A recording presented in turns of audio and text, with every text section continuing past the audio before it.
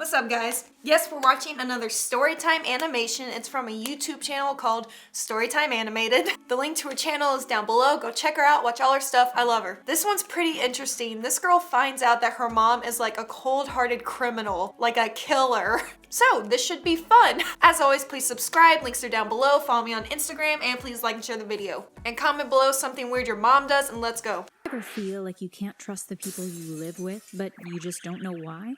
Yep. I lived with my mom and my older sister, Jenny. I was 14 years old and I had never met my dad. My mom always told me that he died in a freak accident when I was a baby.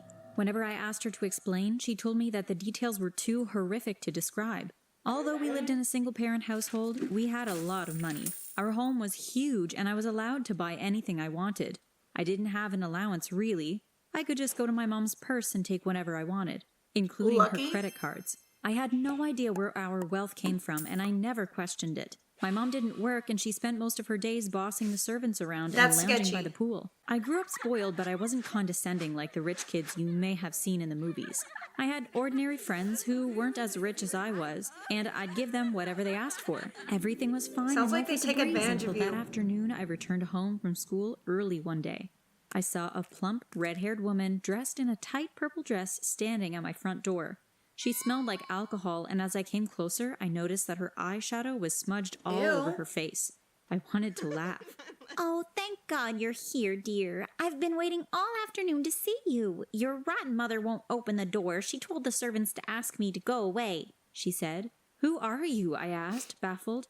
Oh, Leah, darling, I'm your Aunt Brenda, your father's sister. Your mother doesn't like me, that's why we never met. But I'm tired of her stupid rules. She's an awful, awful woman, she said while hiccuping. She was clearly drunk. Could you please not speak so rudely about my mother? I said angrily. At that moment, I saw my mother's face appear by the front window. Oh, she mad. Get inside this instant. Brenda, get off my property or I will call the police, she screamed. Here, take this, keep it safe, my drunk aunt said while slipping a post-it note into my hand. I put it in my pocket while my mom continued her noise. Leah, I said get inside, my mom screamed. Why are you so mad at me? I opened the door and locked it quickly behind me. I didn't do anything. Mom, I didn't know I had an aunt. How come you never told me about her before? I asked. She's crazy and she's not important. Your father's family never liked me. I hate all of them. You're crazy. Stop asking so many questions. Go to your room, my mom shouted. I'd never seen her that angry before, so I ran to my room and stayed there until it was dark. After dinner, I remembered the note from my aunt. Girl, did you have freaking... This girl had pizza and steak and fries and a milkshake for dinner. You are spoiled. After dinner, I remembered the note from my aunt. I dug into my pocket and took it out. Only a number was written on it, and for a while I was confused. Maybe it's a telephone number? Call it. I got my phone and dialed it right away. Hello? A male voice said on the other end. Hi, my aunt gave me this number. Who are you? I asked. Oh my God, is this Leah? He asked. Yes, how do you know who I am? I replied. It's me, Leah.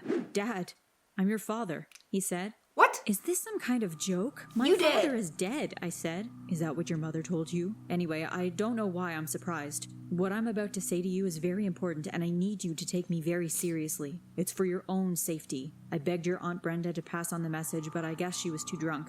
Your life is in danger. Your mother isn't who you think she is. She is a very dangerous criminal. What? You were married for a few years, and when I found out who she really was, you were only a baby. I had to leave because she knew that I had found out the truth. You ditched I found out your that baby? She hired hitmen to kill me, so I had to go into hiding. I'm sorry I have not been in your life, but it's not my fault, and I promise that it will all change someday. Awkward. I know you may not believe me, and that's why I've put all the proof in a safety deposit box.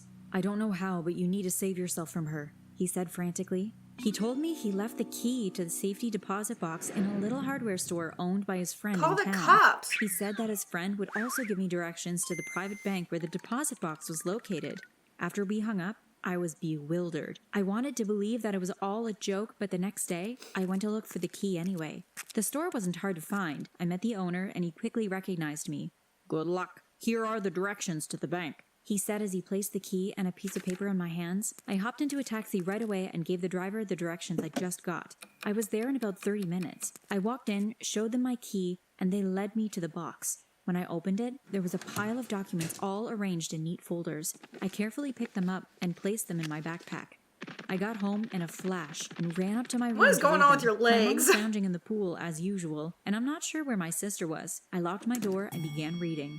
2 hours later, I felt like my life had spiraled completely out of control. There was evidence that my mother had been involved in money laundering, selling and trafficking drugs, and worst of all, murder. There were several newspaper clippings which reported a story about 6 men who were set on fire and killed in a drug deal gone wrong.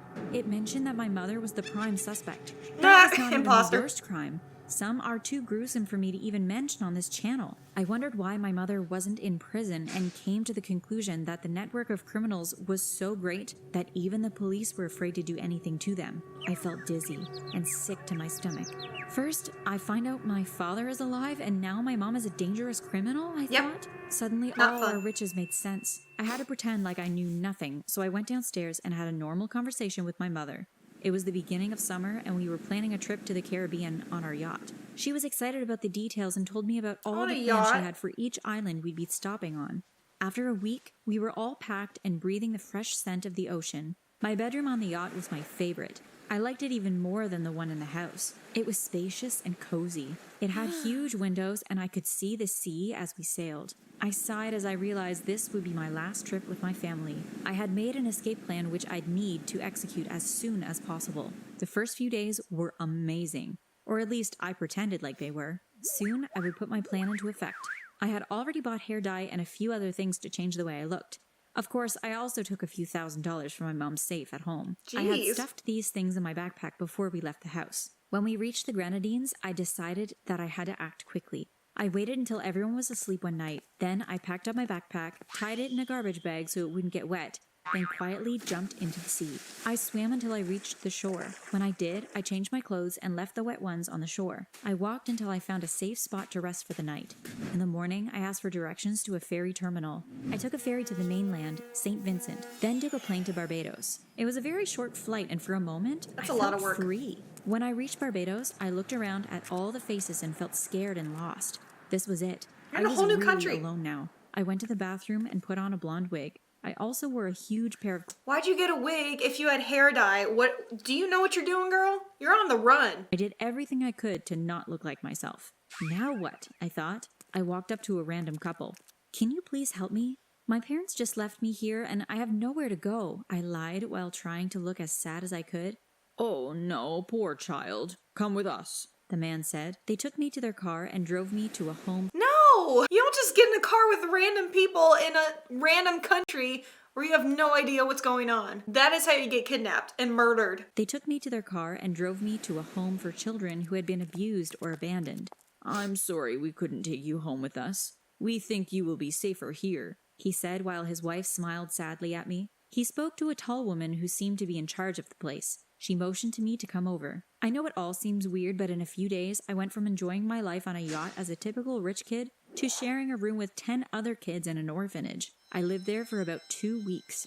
It wasn't as horrible as you might imagine an orphanage to be. What about your dad? The other kids were nice to me, especially because I looked different. Because it was summer, I didn't have to get enrolled in a school or anything, so most of my days consisted of doing chores and playing games. One day, the tall woman, who later introduced herself as Miss Jameson, called me into her office. There was a man and a woman sitting inside. "Harriet," she said. I had told them my name was Harriet because I obviously couldn't use my real name. "We have some good news for you. There is a couple who would like to adopt you," she continued. "That's wonderful," I replied, not knowing what else to say. We are Mr. and Mrs. Beaton. He looks like your dad. And we live in a lovely little house by the sea. We would love to adopt you. We've been trying to have children for years, but we've had no luck," Mr. Beaton said. So I became the adopted daughter of 2 farmers who seemed so happy to have me as their daughter. I learned how to take care of the animals on the farm. Every day I had to milk the cows and check on the chickens to see if they had laid eggs. Once I had finished all my work, I was allowed to chill out on the beach for the rest of the day. What a simple life! I was in the middle of tying the goats one afternoon when a little girl in a green frilly dress approached me. "Are you Harriet?" she asked. "Yes, and who are you?" I asked. "I'm not telling you. Look," she said as she handed me a piece of paper. Okay. I took it and she sped off. I looked and saw another telephone number. Oh, not again, I thought as I rushed back to the house. I dialed the number. "Leah." It was my dad. "What's going on? How do you know where I am?" I asked. Listen carefully. I'm very proud of you for making it this far, but the people who adopted you aren't safe. They knew who you were all along. Why do you think your mama hasn't made your disappearance public? You've practically disappeared and not even the police know. Mr. and Mrs. Beaton are part of the same criminal network as your mother, and you need to get away from them, he said. But Dad, why do you keep sending notes instead of coming for me yourself? Seriously? Why don't you come to take me somewhere safe? I asked, but it was too late. He had already hung up. I ran away from that house the same night, and I'm still on the run. Sometimes I think I should go back to my mom and hope she will forgive me. Nothing is the same, and I don't enjoy this type of life. What would you do if you were me? I would have stayed my butt right at home. Your mom wasn't hurting you. I mean, yeah, she's like killed people and dealt with drugs and money and all kinds of stuff, but she never hurt you.